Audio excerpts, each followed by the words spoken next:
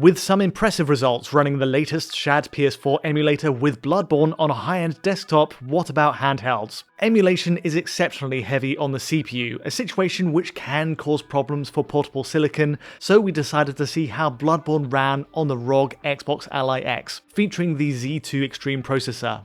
Would it be possible to get an experience that matches or exceeds how the game currently plays on an original PS4 or PS5? Well, the answer is, perhaps surprisingly, yes, as you can see in this off-screen camera footage.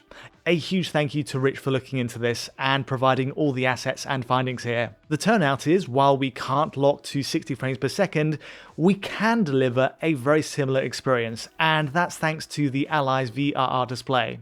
For the most part, we run in a 50 to 70 frames per second window, so when there are dips under 60, they're mostly unnoticeable. Here's how we did it. First of all, we're using the unlock frame rate patch, along with reducing resolution from the standard 1080p to 720p, which still looks absolutely fine on a 7-inch display. Crucially though, we're running the Ally X under mains power, which locks the APU to a maximum 35 watts. As we can't show VRR from Ally X in our video, we're using VSync off as an alternative, which will deliver similar frame times. In a lot of our handheld testing, there's barely any difference between 25 watts and 35 watt results, classic diminishing returns, but in the case of Shad PS4, the extra wattage does seem to shore up CPU performance, and we need it. While stuttering is present in the desktop tests, even in the best case with caching engaged, it's far more of an issue here. Perhaps because in a handheld, both CPU and GPU are fiercely competing for available bandwidth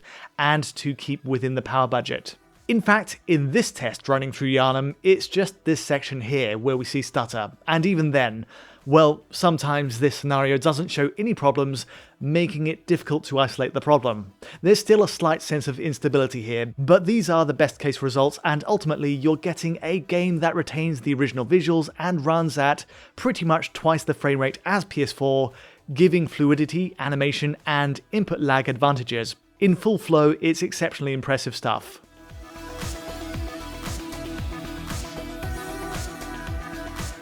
Running on mains at 35 watts isn't exactly ideal though, is it? You want to be able to take Bloodborne on the go after all. Here's where we found some problems though. Taking the mains adapter away from the Ally X takes you down to 25 watts, and while overall average frame rates are just a touch lower, suddenly there's intrusive and egregious stutter. Occasional 200 millisecond spikes are commonplace, but over 500 milliseconds, half a second, can also happen. There is mitigation though. You can smooth off a lot of the stuttering by popping into the command center and using a manual power profile. Changing SPL and SPPT to 25 watts takes those mammoth stutters and turns them more into blips. Still annoying that they're there, but less noticeable. Further tweaks to power, perhaps with higher wattages, may help, so I created an extreme manual profile, basically ramping up all the available variables to max. Total system power draw is a nuts 50 to 65 watts in my testing, so maybe 1.5 hours of gaming from the 8 watt hour battery, but I still seem to see that mini stutter that you don't see when connected to the mains, which remains the best way to play Bloodborne on the Xbox Ally X handheld. And I think the camera off-screen video shows it best. A quote-unquote Xbox handheld might not be able to deliver 1080p 60, you'll need Strix Halo for that, but what you are getting at 720p is image quality that's perfectly fine for the Ally X's screen, and in the best conditions, a relatively smooth high frame rate experience, and that's very cool.